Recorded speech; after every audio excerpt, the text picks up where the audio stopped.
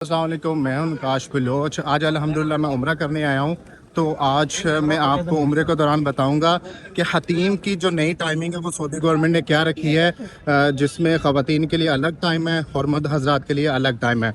और जो बहुत से लोग कहते थे ना कि आप अक्टूबर नवंबर दिसंबर में आएँ तो हरम शरीफ में यानी मक्का में तो रश इतना ज़्यादा नहीं होता, तो उनको ये देखे मैं दिखा दूं कि आप जिस मर्ज़ी महीने में आ जाएं रश आपको यहाँ पर अल्हम्दुलिल्लाह मिलेगा ही, क्योंकि ये अल्लाह का घर है। और कैसे हो सकता है कि आप अल्लाह के घर में आए और आपको यहाँ पर रश ना मिले, ऐसा मुमकिन नहीं है। उम्रे के दौरान मैं आपको ये भी बताऊंगा कि बहुत सी ऐसी गलतियाँ हैं जो मर्द हजरात भी करते हैं और ख़वातीन भी करती हैं।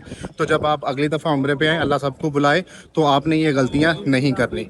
वीडियो शुरू करने से पहले आपसे रिक्वेस्ट है कि अगर आप इस चैनल पर नए आए हैं और अभी तक आपने इस चैनल को सब्सक्राइब नहीं किया तो अभी सब्सक्राइब कर लें और बेल आइकन पर ज़रूर क्लिक कर लें ताकि आपको आने वाली मेरी सारी वीडियोस वक्त पर मिलती रहे। ये जो 79 नंबर गेट है जो आपको सामने नज़र आ रहा है, अगर आपने एहराम बांधा है तो ही आप इस दरवाजे से अंदर इंटर हो सकते हैं, क्योंकि एहराम के बगैर आप इस दरवाजे से इंटर नहीं हो सकते। दूसरे जो दरवाजे हैं राइट पे हैं और जो ये लेफ़्ट पे हैं उनमें आप जा सकते हैं, लेकिन एहराम के साथ आप इसी ही दरवाजे से अंदर इंटर हो सकते हैं, क्योंकि ये ही एक मेन दरवाज़ा है जो बिल्कुल सीधा खाना काबा के पास जाता है। अगर आप दरवाजे में खड़े भी होंगे तो आप खाना काबा को देख सकते हैं। और अगर आपका कोई भी रिश्तेदार आता है या अगर आप गुम जाते हैं हरम में, क्योंकि अक्सर लोग गुम जाते हैं, तो उनको यही बोला करें कि आप 79, इस गेट का नंबर है 79, किंग अब्दुल फहद इस गेट का नाम है, तो आप यहाँ पर आ जाया करें, क्योंकि जो भी अगर गुम जाए तो वो यहाँ पर आ जाए तो वो आसानी से मिल जाता है। तो आप कोशिश यही किया करें कि उनको बोला करें कि गेट नंबर 79 के सामने आ जाए।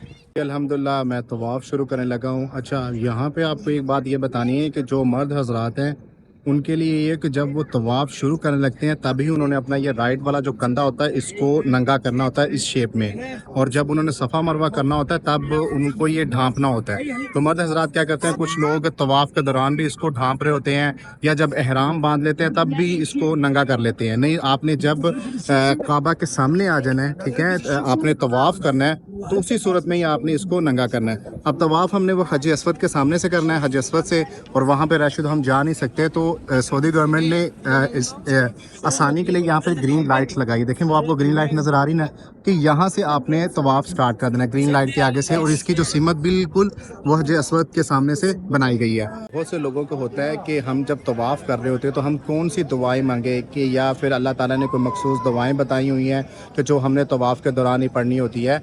तो यहाँ पे मैं आपको बता दूं कि हदीस में आता है हज़रत ज़ुबैर बिन जबर रज़ियल्लाहु ताला अन्हु और रसूल करीम सल्लल्लाहु अलैहि वसल्लम इकट्ठे तवाफ़ कर रहे थे। तो एक शख्स उनके पास आया जो अरबी नहीं जानता था, अरबी नहीं बोल सकता था।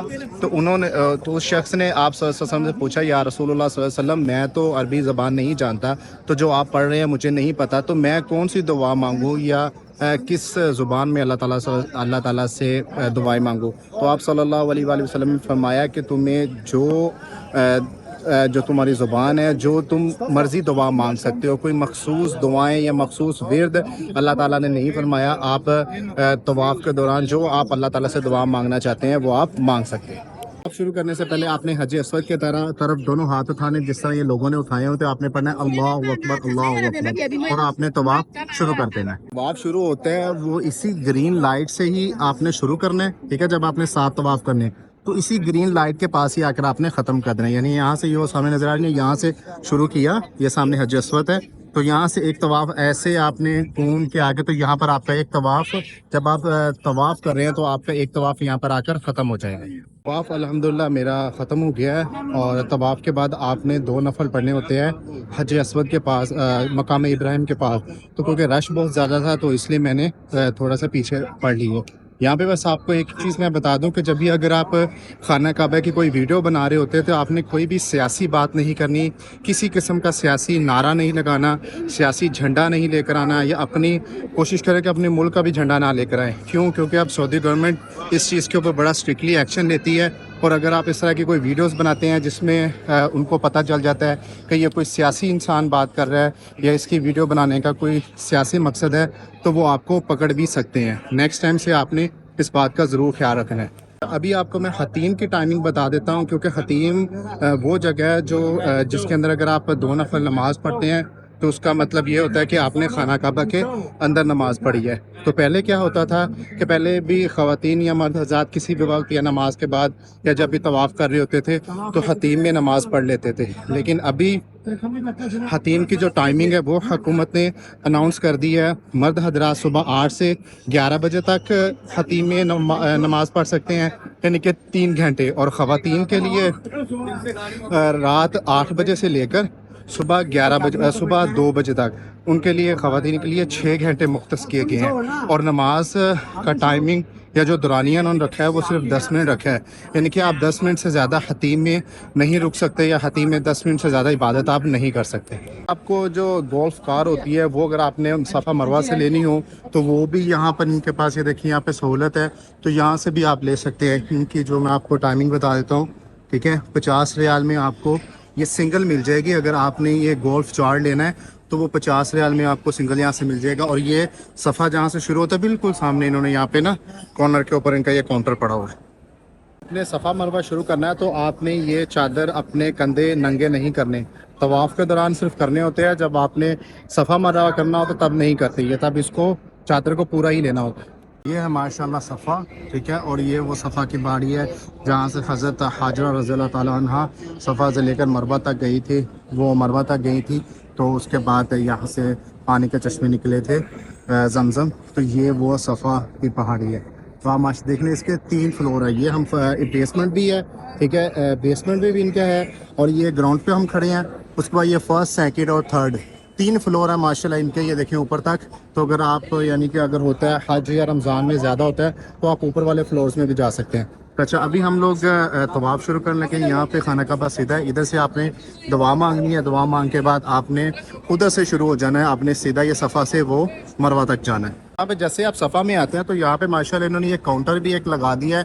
تو اگر آپ کو کسی قسم کا کوئی سوال پوچھنا ہے عمرہ کے بارے میں, حج کے بارے میں, یا آپ صفا مروہ کے بارے میں آپ کوئی بھی سوال کرنا چاہتے ہیں تو یہاں پر آپ آپ پوچھ سکتے ہیں. یہاں پہ ماشاءاللہ مفتی بیٹھے ہیں ان کے سعودی گورنمنٹ کی حکومت کی طرف سے, تو آپ کوئی بھی سوال پوچھ سکتے ہیں. اور یہاں پہ اردو میں بھی آپ پوچھ سکتے ہیں, انگلش میں بھی پوچھ سکتے ہیں, عربک میں بھی, تینوں زبانوں میں انہوں نے یہاں پر مفتی کرام بٹھائے ہوئے, تو آپ پوچھ سکتے ہیں. یہ ہے صفا, ٹھیک ہے, اور صفا کے یہ بالکل ساتھ ہے یہ انہوں نے یہاں پر یہ کاؤنٹر سا لگا دیا ہوا ہے. صفا کرتے ہوئے, صفا مروہ کرتے وقت آپ کو یہ لائن نظر آ رہی ہے, یہ یہاں سے شروع ہوتی ہے اور وہاں تک یہ جاتی ہے, ٹھیک ہے. تو یہ لائن کی جہاں سے شروع ہوتی ہے تو مرد حضرات کو اس طرح بھاگنا ہوتا ہے جیسے یہ مرد حضرات یہاں پہ بھاگ رہے ہیں, لیکن خواتین کو نہیں بھاگنا ہوتا ہے, کیونکہ کچھ خواتین آ کر یہ غلطی کرتی ہیں, وہ بھی مرد کی طرح یہاں پر آہستہ آہستہ بھاگتی ہیں. تو خواتین کو نہیں بھاگنا ہوتا. بہت سی خواتین بیچاری بھاگ رہی ہوتی ہیں, ان کو نہیں پتہ ہوتا. اب یہ جیسے جن کو پتہ ہے یہ نہیں بھاگ رہی, تو جو خواتین ہوتی ہیں ان کو نہیں بھاگنا ہوتا. مرد حضرات کو یہاں پر اتنی سی جگہ پر ضرور بھاگنا ہوتا ہے. تو یہ بات آپ ضرور نوٹ رکھیں, کیونکہ جب آپ عمرہ کرنے آتے ہیں تو ان چیزوں کو پڑھ کر آیا کریں, اور اگر یا ہو سکے تو پوچھ کر آیا کریں جو آپ کے مفتی کرام ہوں, تاکہ آپ کو پتہ ہو کہ کون کون سی چیزیں آپ نے طواف میں یا صفا مروہ میں کرنی ہے اور کون سی نہیں کرنی. میں نے صفا سے شروع کیا اور یہ آ گیا مروہ, ٹھیک ہے, میرا ایک چکر کمپلیٹ ہو گیا. کچھ ہمارے حجاج بھائی بہن کیا کرتے ہیں کہ صفا سے شروع کرتے ہیں اور پھر مروہ سے ہوتے ہوئے پھر وہ دوبارہ صفا تک چلے جاتے ہیں. تو اس طرح ان کے یہ 2 چکر ہو جاتے ہیں. آپ نے صفا سے شروع کر کے مروہ پہ آنا ہے اور پھر مروہ سے شروع کر کے پھر صفا پہ جانا ہے. تو آپ کے 7واں چکر ختم ہوگا مروہ پر آ کر, یعنی صفا سے شروع, صفا مروہ 1, پھر مروہ سے صفا, یہ 2 ہو گئے. یہ چیزیں آپ ضرور دھیان رکھا کریں, کیونکہ اس طرح آپ کو لگتا ہے کہ جیسے ہم نے طواف میں حج اسود سے شروع کیا اور پھر حج اسود پہ ختم ہوا ہے, اس طرح یہاں پہ نہیں ہے. یہاں پہ صفا سے شروع ہو کر مروہ تک 1 چکر ہے.